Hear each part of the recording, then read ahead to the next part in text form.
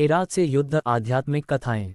हिमालय की तराई में एक सघन वन था। वन में तरह तरह के पशु पक्षी रहते थे। वहीं जगह जगह ऋषियों की झोपड़ियां भी बनी हुई थीं। ऐसा लगता था मानो प्रकृति ने अपने हाथों से उस वन को संवारा हो। उन्हीं झोपड़ियों के पास एक तेजस्वी युवक बहुत दिनों से अंगूठे के बल खड़ा होकर तप में लीन था। उसने खाना पीना सब कुछ छोड़ दिया था। वह केवल हवा पीकर ही रहता था। उसका शरीर सूख गया था, सिर के बाल बढ़ गए थे, पर चेहरे पर तेज बढ़ता जा रहा था। लगता था मानो दूसरा सूर्य निकल रहा हो। वह तपस्वी पांडवों का भाई अर्जुन था। वेदव्यास की सलाह से वह दिव्यास्त्र प्राप्त करने के लिए शिवजी को प्रसन्न करने की चेष्टा कर रहा था, क्योंकि छली, षड्यंत्रकारी और पापी कौरवों को हराने के लिए शिवजी की शरण में जाने के अतिरिक्त बेसहारा पांडवों के पास अब कोई चारा नहीं रह गया था। अर्जुन के तप के तेज से आसपास की धरती जलने लगी। झोपड़ियों में रहने वाले ऋषि मुनि घबरा उठे। वे अर्जुन को समझाने लगे कि वह ऐसा कठिन तप न करे, पर अर्जुन ने उनकी बातों पर ध्यान नहीं दिया। ध्यान भी वह कैसे दे सकता था? उसे तो अधर्म और अन्याय को मिटाने के लिए शिवजी से दिव्यास्त्र प्राप्त करने थे, अतः वह तप में लगा रहा। अर्जुन ने जब ऋषियों की बात पर ध्यान नहीं दिया तो ऋषिगण सामूहिक रूप से शिवजी से प्रार्थना करने लगे, प्रभो, अर्जुन के तप से धरती जल रही है। अगर आप उसे रोकेंगे नहीं तो इस वन में हम लोगों का रहना कठिन हो जाएगा। उसी समय आकाशवाणी हुई, ऋषियों, घबराओ नहीं, अर्जुन पूर्वजन्म का देवता है। उसके तप से तुम्हारा अनिष्ट नहीं होगा। वह मुझसे दिव्यास्त्र लेना चाहता है, मैं उसके तप से प्रसन्न हूँ।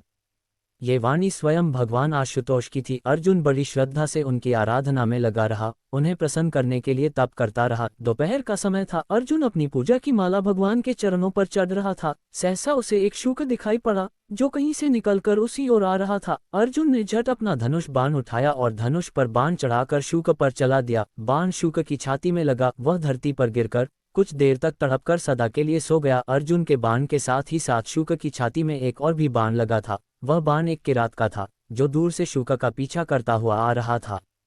शुक जब धरती पर गिरा तब अर्जुन और किरात दोनों शुक के पास जा पहुंचे। अर्जुन ने कहा, शुक की मृत्यु उसके बाण से हुई है, पर किरात ने उसकी बात का विरोध किया। उसने कहा, नहीं, शुक की मृत्यु अर्जुन के बाण से नहीं, उसके बाण से हुई है। शुक की मृत्यु को लेकर अर्जुन और किरात में विवाद होने लगा। दोनों ही एक दूसरे की वीरता को ललकारने लगे। बातों ही बातों में अर्जुन का क्रोध भड़क उठा। वह किरात पर बाण चलाने लगा।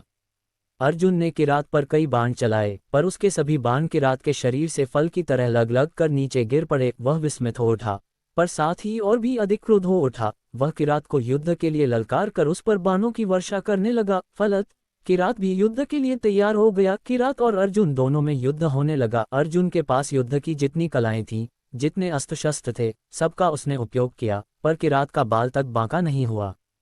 ये पहला अवसर था जब अर्जुन के बाण विफल हुए थे। वह आश्चर्य में डूबकर सोचने लगा, ये किरात कौन है?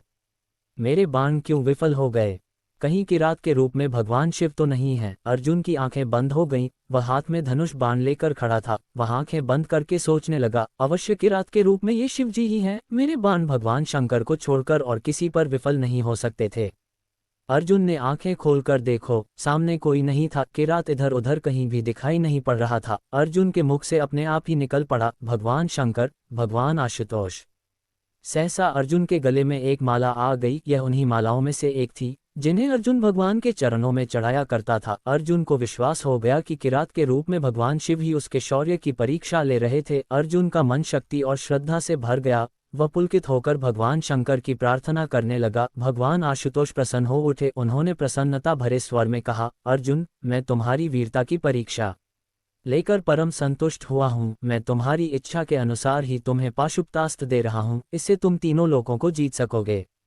अर्जुन को उद्देश्य पूर्ण हुआ। महाभारत के पन्नों से प्रकट है कि अर्जुन ने भगवान शंकर के दिए हुए अस्त्रों से ही महाभारत के युद्ध में विजय प्राप्त की थी। सृष्टि के इतिहास में शौर्य की नैवेद्य से शिवजी को संतुष्ट करने वाला अकेला अर्जुन ही है। अतः उसकी वीरता की कहानी प्रलय की छाती पर भी लिखी रहेगी। वीडियो अच्छा लगा हो तो ज्ञान सागर चैनल को सब्सक्राइब करें और आप कैसे वीडियो देखना चाहते हो मेरे को कमेंट करके जरूर बताएं।